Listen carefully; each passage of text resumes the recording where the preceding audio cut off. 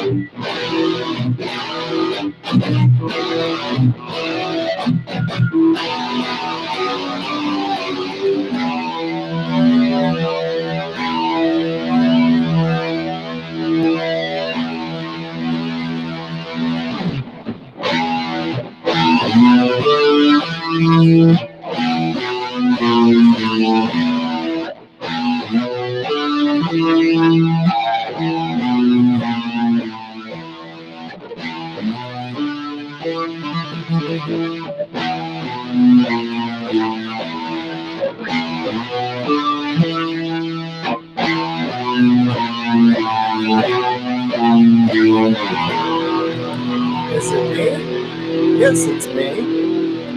Is that me playing guitar? Yes, it is. Is that fun or what?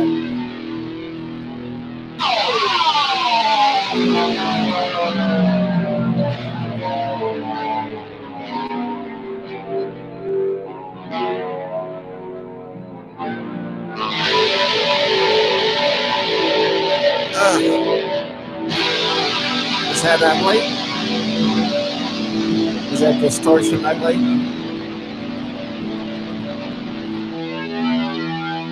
There's that E string. Yes, that was a nod to Tony Iommi and Black Sabbath. Absolutely. Welcome. It is Mysterious Forces Live. Why in the hell did I do that? Because it's Black Friday. And because I could. There that goes. That was a lot of fun. That was kind of a Black Sabbath-y tribute kind of a thing going on there. So, welcome to Mysterious Forces Live. Give me one quick second while I take this guitar off.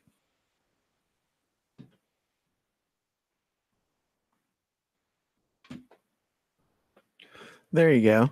That's something you won't see on mainstream broadcasting. A lull in the conversation at the top of the show, but welcome. It is Mysterious Forces Live, and it is Friday, November 23rd, the day after Thanksgiving. It is Black Friday, and that's why I played my Black Sabbath tribute. You know, one of the reasons to do something like that is to kind of let everybody know that queer people can play something besides dance music. That was the purpose behind that. We're multifaceted. Actually, you know, I went and I saw Bohemian Rhapsody last night, and was really inspired by seeing some serious queer power going on the screen, and that was a good movie. I suggest watching it if you're a fan of rock and roll. And on Black Friday, it's SKMMA. I am Mr. Karate, he says. Pursuing X. Hello. I have the professor in the chat room. I have a feeling the audience might be small on this one tonight, but I'll bet people will listen later. They're going to get bored. They're going to be doing something else. They're going to want to tune out, and they're going to turn this on and say, wow, I got to escape. And part of all of that ugly distortion that was going on is, I don't know, it's kind of annoying and kind of grating. And I think in some ways that Black Friday represents kind of the crass consumerism that we have fallen into at this time of year. And I had an experience today. I went out to eat, and I went, believe it or not, I went to a mall to go to a specific restaurant to go eat. And normally you would think that a person would do everything they could to avoid a mall at this time of year, especially on this day. And it was crowded and parking was crazy, but I went to the restaurant, and it's a well-known national chain, but it was good food, and it was dead. And I asked the waiter, I said, "Is this what's going on?" I said, "Is this the light foot traffic?" And he said people would avoid the restaurant because of the mall, but the mall itself, even though it seemed busy, traffic overall was down. And I'm wondering if that is the impact of services like Amazon and all of this online ordering. Is it really affecting the brick and mortar retail sales? Is it changing the way we shop? Is it changing the way we consume? And do you think it's dangerous? Is it easier to spend your money when it's an abstraction, when you can click a couple of buttons, when you can get your PayPal app set up, when you can get everything linked into your email on your phone? You can use your fingerprint to make a purchase. Is it easier that way? Is it more dangerous? Is money becoming an abstraction? This is an interesting thing to think about. And don't get me wrong, I love the holidays. I like shopping. I engage in retail therapy myself, so I cannot sit up in the cheap seats and snipe at people who shop and spend their money during the holiday season. But I also am the kind of person that likes thoughtful gifts, and I have made things in the past and given them to people. And I think those are meaningful gifts. And that's not what this whole show is about. I just kind of wanted to throw that out there. I was rehearsing that. I just made that up, by the way.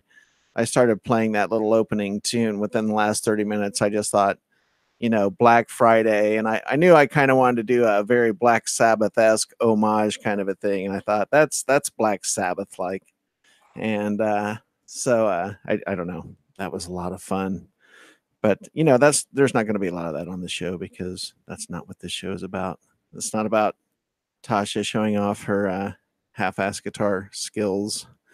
Orange Yeglad in the chat room. Brick and mortars are definitely down, but I heard the shopping stats today were robust. I believe so. And thank you for your input. I appreciate everyone that's here. Yes. And tell me in the chat room. And if you're hearing this show after the fact, if you're listening to this after the live broadcast, you can also give some feedback in the comments section. And I'm going to ask for some other kinds of feedback here in a minute after we get off of this topic. But reply in the chat room. Has online shopping affected the way you shop? Has it affected your shopping habits? Have you had problems overspending because it's easier to shop with the click of a button instead of getting in your car, driving somewhere? You have to go touch an item, you have to look at it, hold it in your hand. And this is really old school, but there was a time when you had to count the money in your wallet or take into consideration how much was in your bank account. But there's so much now that makes it all invisible. It's the direct deposit. You go to work, you come home, you eat, you go to sleep, you go to work, you do that 40 hours a week. Then you do whatever it is, what's your game? What's your game on the weekends? What do you do on the weekends? You do your free time, then it's eat, work, sleep, eat, work, sleep. You get the direct deposit in your checking account. You never really see the money. Sometimes you see some money if you get a cash withdrawal or get some change or get some cash back or do something weird like get your car washed. But how long do you go before you even really see your money? And then you're clicking on iTunes. Then you're clicking on PayPal. You're using that Amazon Prime. And it's coming and it's going and you don't even see it. It's just the ones and the zeros. The ones and the zeros. Money, it's the only thing you have more of it when you add zeros. I had a friend that used to say that. So is this abstraction affecting us? Does it affect how we spend our money? Is it easier to blow money on frivolous things when it's 1 or 2 or 3 or $10 at a pop online and it's easy to click that button? And I'm not trying to crap all over the holidays here. That is not my intention. I like spending time with family on the holidays. And like I said, I enjoy shopping. I enjoy getting gifts. I enjoy giving gifts. I have grown up in American culture. I get very nostalgic at the holidays. And I have found as I get older that the holidays are not so much about the gifts that I'm getting or any of the hubbub about that, but I find myself reminiscing more and more about family members who are now gone, uh, events in my childhood during those holidays, and maybe friends that I've lost along the way over the years. So as I get older, I guess I reflect more on some of those things. And so holidays have taken on more of a nostalgic feel for me. More of a, I don't know. I the older you get, the luckier you are to keep having holidays. So you start to appreciate them a little more, I guess, and not take them for granted. And ah, by way of intro, Orange Yeglad found me via CW Chanter. So yeah, I picked up a few people from CW show, and I hope to have him on again soon. And he said he would have me on his show. So all of you CW Chanter fans out there, you should pressure him to invite me on his show. Is that underhanded to do that? Is that just it's what is that? It's in terms of broadcasting, it's very what is the term? Mercenary. It's very mercenary. That's funny. Anyway, so yes, consumer consumer consumer capitalism. That's what we're dealing with, and we think about that this time of year. But at the same time, it's a time for reflection, and I think on the positive side, we can take time to see through all the materialism, and we can take time to see through the media hype around the holidays. We can navigate our way around that hallmark factor, you know, the way everything is marketed. So, the marketing firms, PR firms, they are all geared for the holidays, man. They are ready. Everything is in place now. It always was, but it's so obvious now. It's so in your face. Every holiday ad campaign is ready to be in your face. It's all planned out. And there's a lot of competition for your dollars out there. So, how do you stay centered during this time?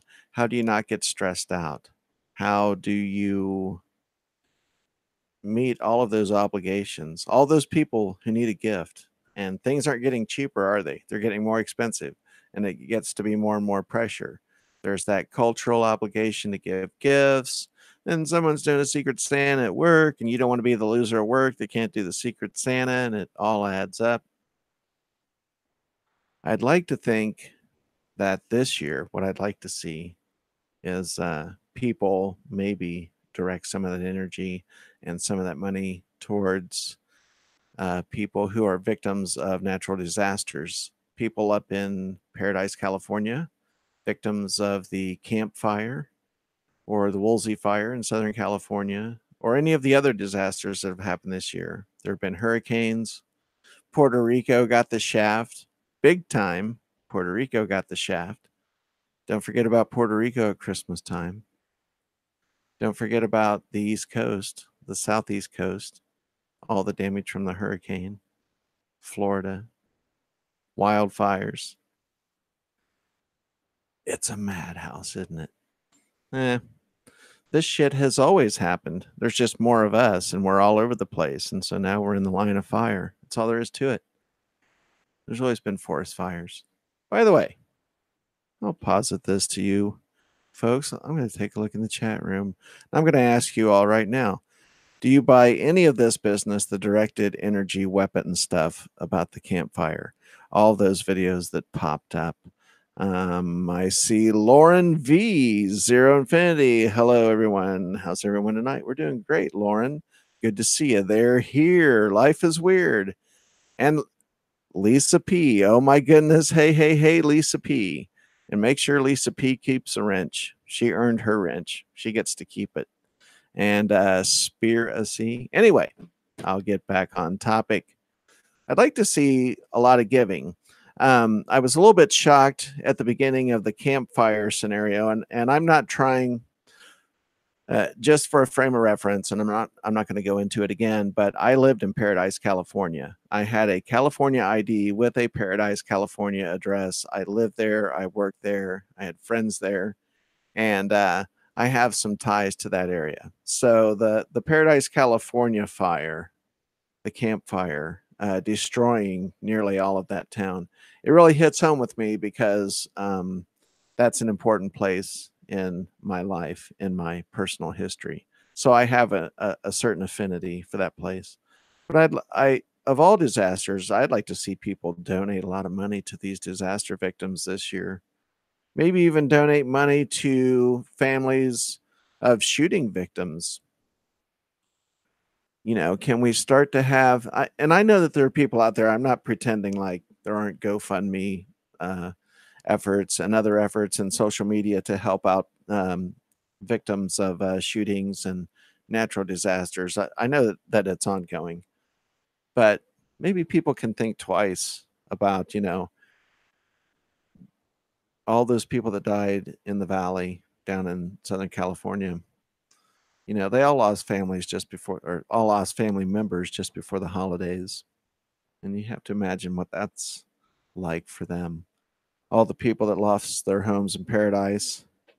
It's hard for me to get choked up about people losing their homes in Malibu because I'm pretty sure if you live in Malibu that, I mean, no one wants to lose their family photos. And I don't care if you're rich and famous or not, you are deserving of empathy and compassion, just like people who aren't as well off. But you also know in the back of your mind that those people had insurance and that they will recover. They will bounce back. But people in Paradise, California, they may not bounce back so easily. There's no job to go back to. Maybe the place where they work no longer exists. What the hell are they going to do? You have no house, you have no belongings, there's no job to go to. Are you really going to just stick around up in Paradise? It's a big question. But I'm getting slightly off topic. I'd like to see people do generous giving this holiday season. And I'm not being a hypocrite. I have done it. Our family has done it. We have donated money. And I would encourage you to do the same thing and pick your cause. Don't zero in on anything specifically because I'm talking about it. Find your own cause. Find some people in need. Think about that. Maybe the $10 you would have spent on the shitty box of chocolates at Walmart could feed a family or feed a person for a night. Who knows? But that's one way to navigate through this consumer culture is to give and be generous. Maybe people should consider getting back into more handcrafted gifts. I don't know. This is not the holiday advice show. I'm just talking about this stuff. It's Black Friday, and I wanted to stay on a Black Friday theme. I think it's an interesting turn of phrase. And I think we're just in an interesting place in our culture right now. Um, the economy is shifting. This service economy is shifting. Amazon, delivery services. The trend is towards people staying home and having these services deliver food to them from restaurants. People aren't going out as much. That's less tips for the servers and the wait staff. That's less jobs for the people in restaurants. A lot of restaurants are already shifting towards carry out business instead of the eat in, dine in business that they've traditionally relied upon. Our service industries are shifting. How we buy things are changing. Our shopping patterns are changing. You can now spend money at the click of a button. Money that you earned and never saw in the first place that went into an account where you never actually held a bill in your hand. Do you think we're going to go to a cashless society in our lifetime? I'm 53 years old. I wonder. I mean, I hope people fight for it. I think that a cashless society is a big mistake. I think that gives the government too much power. because there is no foolproof way, as I talked about in my Wednesday show about Mark Zuckerberg. There is no foolproof way against hackers. When you're dealing at this point in our technology, perhaps the military has something that we don't know about, and I'm wrong in the macro sense. But in the micro sense, on the consumer level, for us, there is no real protection against hackers or manipulation of our information. So, are you really going to trust all of your money? That you can no longer save change, you no longer have bills in your wallet, that you're just going to rely on the invisible ones and zeros, your bank account statement? That also means if you don't have a bank account, you don't have money. Isn't that kind of bullshit too? I think it is. I don't think you should have to have a bank account. But aren't things really structured that way? Don't they really want you on the grid that way? I'm kind of preaching to the choir here. I know you know all that. I'm going to shift gears a little bit. I want to talk about this show. I know I have a lot of new listeners. And if you're in the chat room right now, or if you're listening after the live show but want to comment, let me know what kinds of topics you would like to see me talk about in the coming new year. We kind of have the rest of our year laid out here, but starting in 2019, what kind of topics would you like to see me address? If you are a new subscriber or an older subscriber to the channel, what episodes from the past have you enjoyed, or topics have you enjoyed that you think I should do more of? Please let me know in the comments. You can also hit me up on social media, because I do go on my Twitter account. And on Twitter, of course, it's Mysterious Forces Live, but it's at My Forces Live. That's how to connect with me on Twitter, at My Forces Live. And on Facebook, of course, there is My Forces Live, the page. And I'm going to be putting together my website for nyxmedia.com in 2019. That's something to look out for. Speaking of something to look out for, I have to plug my own show. In January, I am going to go to a concert of a well-known goth band, and I'm going to interview the longtime guitar player for this band / artist. I don't want to give too many details away, or I'll give it away. I want people to kind of guess, but I had mentioned the other night that this is a well-known goth band that is on tour, and I have a connection with the guitar player for this artist. This is an artist who used to be in a band that is well-known, and so the artist himself is well-known as well as the band. And they're doing a retrospective. There's another hint. And they're goth. A goth retrospective tour. Guitar player that I'm going to interview in January. That's something to look forward to. I'm looking forward to that. And we have other great topics coming up, and other great guests as we move through the holiday season. And we're working on cooking a few things up. And also, as a side note, tonight's the last night I'm going to be off camera. I will be back on camera tomorrow, Saturday night. I kind of took the lazy way out tonight, but to be quite honest with you, I like this. I like this old school broadcasting feel, but I know that video is the way to go, and I enjoy being on camera. It's a connection with the audience. So I will be back on camera starting tomorrow. And I'm looking at January topics, haunted things. I like the show on your birthday when you were at that haunted hotel and you were interviewed the woman who runs that haunted store. Yes, Lisa P. Yes, haunted stuff. I do want to do more paranormal stuff. And I want to talk a little bit about what my vision is for this show, to let you know. As is well known at this point, I had a Bigfoot sighting as a child, and that's what got my interest peaked into the alternative research field.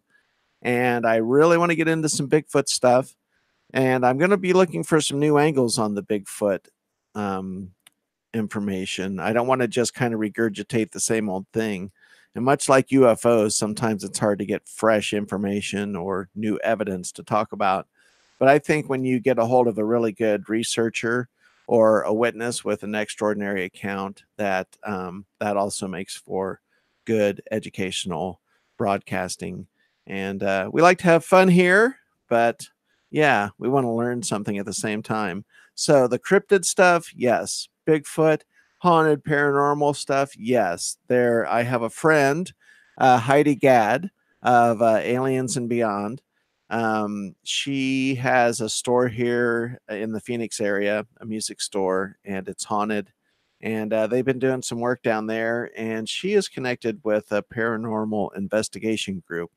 And I'm going to contact some of these people, and I want to do some on-site stuff. So we do have some things coming up. We have a well-known British guitar player coming up in January. We are going to be doing our paranormal investigations, and I don't know if I should say anything about this. I'm going to. I'm going to say something about this because we have the invite. We are discussing the details of a trip to Area 51 to film a segment, and we're studying our calendar, and we're getting things together. And I will give you more details when that gets closer. That I'm sure there is no signal out there at the gate, so I can guarantee you that we will go out there, record, bring it back, do some post production, and put that online. But that is something coming early next year. It's going to be sooner than later too. So and I'll tell you why, because I'm a big, well, I won't say that. I do not want to go out in the heat. I would rather go out in the cold. I would rather bundle up and go out to Area 51 in the cold rather than go out in the heat. So that's going to be my choice. And we're going to go out there and do a segment. And I'm trying to, I'll give you some details, but we'll fill you in. That's something to stay tuned on. And what else is coming up? British guitar player, Area 51 trip. We're really going to do that up. You know what? I'd really like to take a researcher with me. I'm taking my co-producer, Michael, from Pursuing X. He's going to go to Area 51 with me. You know, we're kind of a production team when it comes to the stuff in the field for this show. Why? Because that's what Pursuing X does. Not only do they do your social media, but they can help you on the technical end of your productions as well. Boom. Now I should get 25% off my next month's fee, right? I doubt it. Anyway, so Michael's going to go with me. He helps do the production. I'm going to fish around for someone to go with me. I think it would be a blast to like take a boom box out to Area 51 and play the music for 5 questions in 5 minutes and do that live standing in front of the Area 51 gate. That would be a blast. If anyone has suggestions on who could go with me, that would be great. Leave that in the chat room. So there are things I'm asking for tonight. Ideas. What kinds of topics do you want to see me cover in 2019? What guests have you seen that you really enjoyed? Those are things I want to know. I want to know what you have liked. And if there's something that you feel like took a sideways turn, like, that didn't work so well, say tonight's show, for instance, which I think is perfectly fine, but you could be saying to yourself, you know what, it's Black Friday. I've spent too much money today, and this show blows. That it's fair.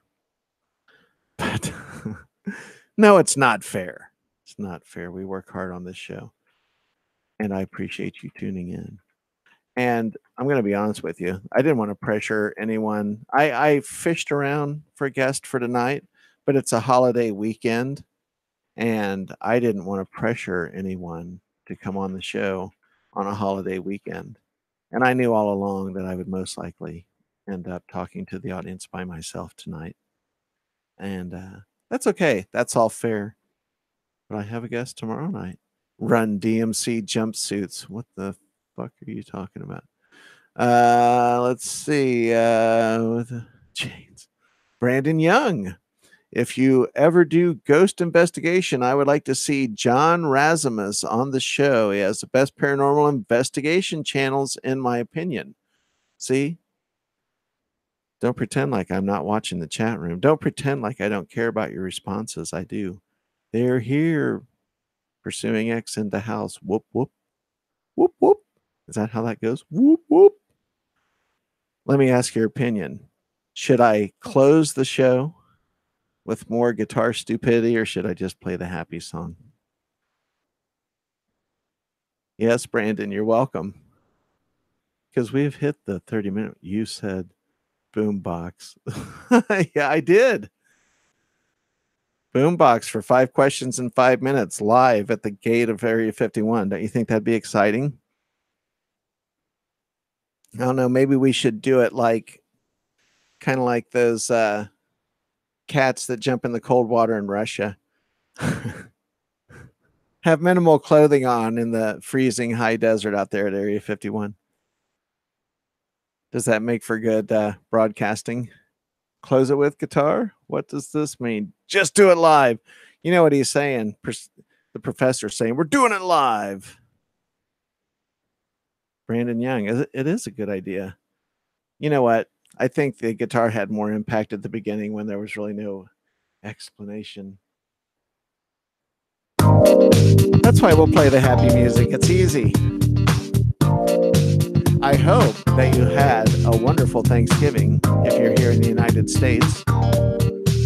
And if you're not in the United States and you weren't celebrating Thanksgiving, I still hope you had a great end of your week, and I hope you're having a great weekend. Tune in tomorrow. I'll have a show. I'll be back on the video, as they say. We'll be having fun. We'll be getting back into our regular formula. I just want to take it easy tonight. It's the holidays. Everyone's eating too much food, sitting back, chilling. Check out my show last Wednesday, Special Thoughts number 2. Is Mark Zuckerberg too powerful? That's a great question. Don't forget to like. Don't forget to subscribe. Show me some love, because I love you. Have a good night, everybody.